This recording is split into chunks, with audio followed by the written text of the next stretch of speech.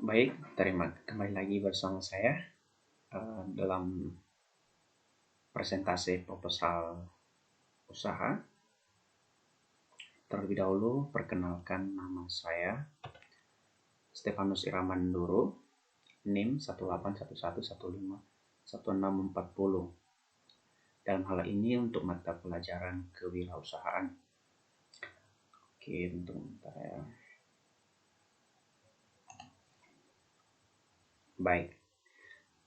Pada saat ini saya akan menjelaskan tentang proposal usaha mengenai keripik pare, di mana keripik pare ini merupakan makanan ringan dan menyehatkan.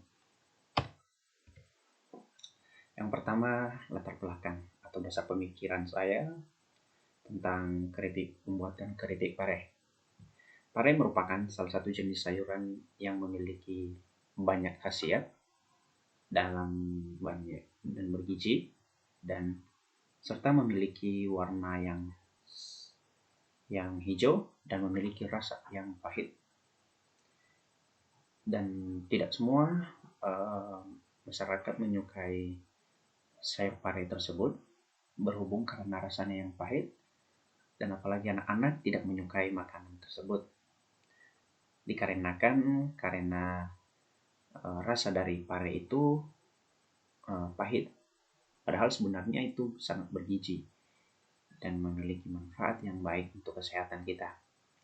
Jadi dalam hal ini saya mengambil pare sebagai judul untuk dijadikan keripik dan bagaimana supaya pare tersebut bisa diminati oleh banyak orang dan anak-anak juga.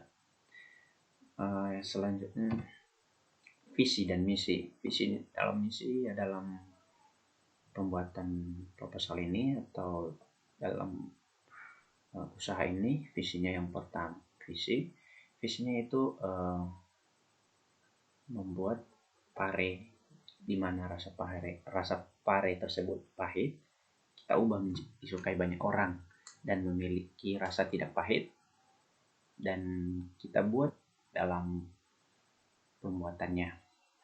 Untuk misi yang pertama untuk menciptakan lapangan kerja, meskipun dalam kalangan kecil atau mikro, tapi setidaknya kita udah ada bisa menciptakan lapangan kerja tersendiri.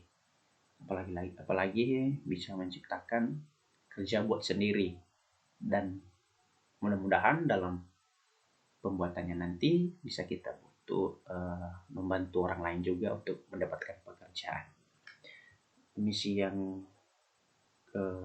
selanjutnya yaitu kita bisa menciptakan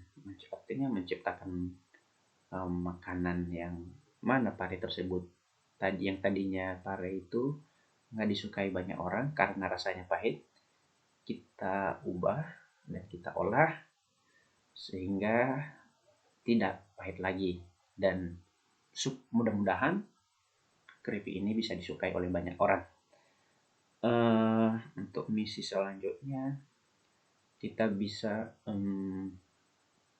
meningkatkan atau menerapkan jiwa kewirausahaan baik dalam diri sendiri maupun orang lain. Oke. Selanjutnya detail produk.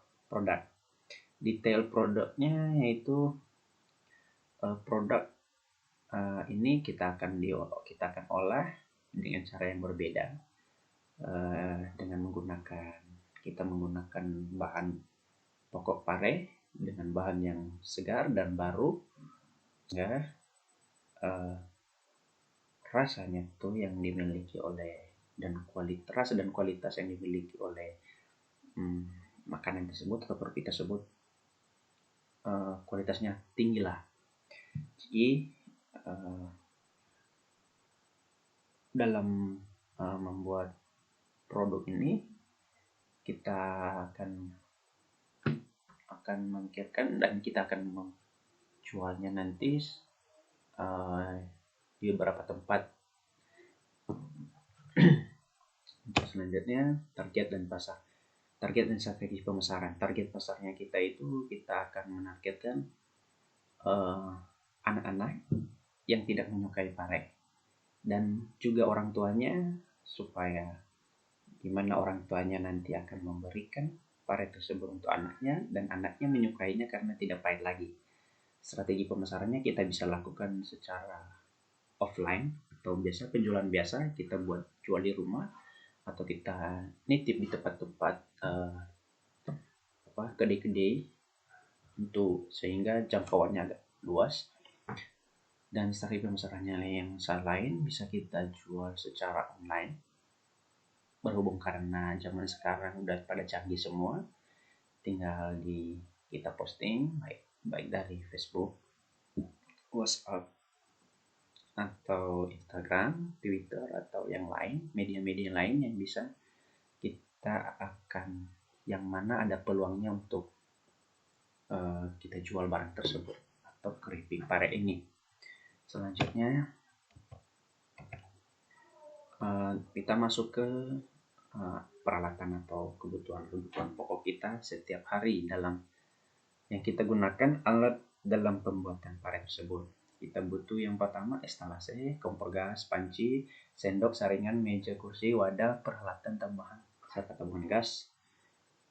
Ini kebutuhannya yang kecil-kecil aja. Dalam hal ini kita nggak ada buat sewa tempat, karena kita anggap aja itu tempatnya itu kita buat di rumah sendiri. Berhubung karena usaha ini kita buat sekecil mungkin, belum bisa besar, karena kita kan akan melihat dulu bagaimana kemajuannya. Jika ada kemajuan untuk kedepannya, maka kita harus menyewa sebuah rumah atau sebuah toko sebagai tempat kita untuk berjualan dan memproduksi barang ini atau keripik pare ini. Selanjutnya biaya produksi per hari ini perkiraan aja ya.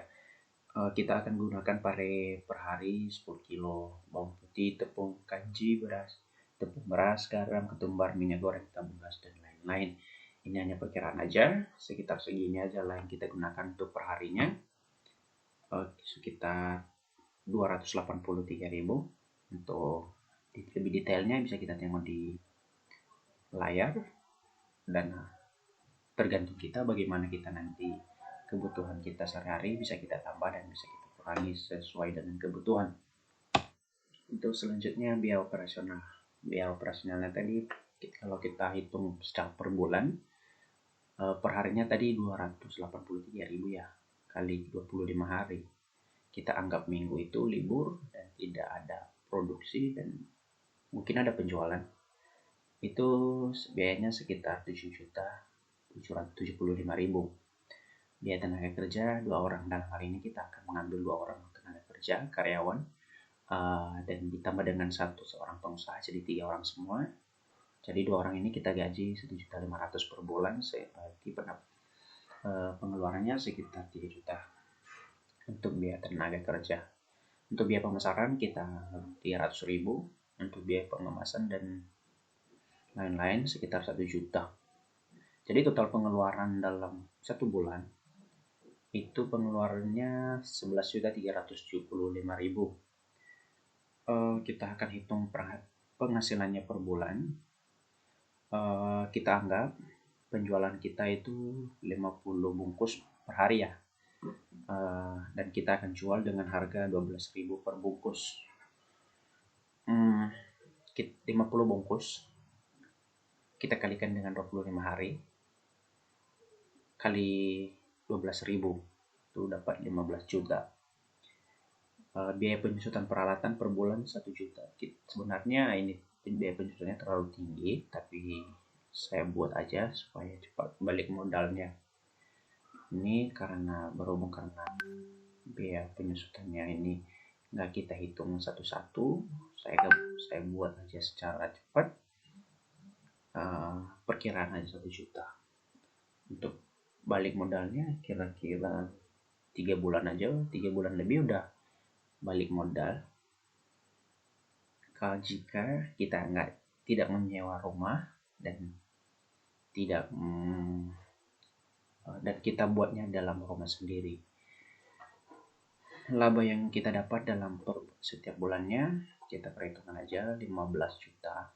Tadi itu pendapatan kita, penghasilan per bulan, dikurang 11.375.000 itu dari biaya operasional kita per bulan, dikurang 1 juta biaya penyusutan peralatannya 1 bulan.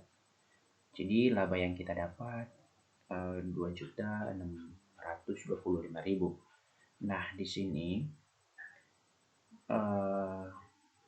yang didapat oleh seorang pengusaha yaitu 2.625.000 per bulannya. Dalam hal ini dia harus terlibat dalam proses pembuatannya. Dia harus bekerja. Jadi mereka 3 orang jadinya bekerja, bukan hanya 2 orang aja yang diandalkan, tetapi 3 orang.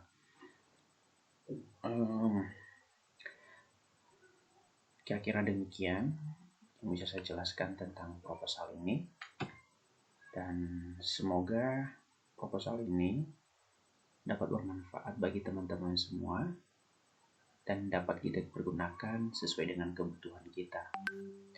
Mohon maaf jika banyak kesalahan atau kata-kata yang tidak sesuai atau ketidakjelasan maupun kekurangan tentang pemaparan materinya.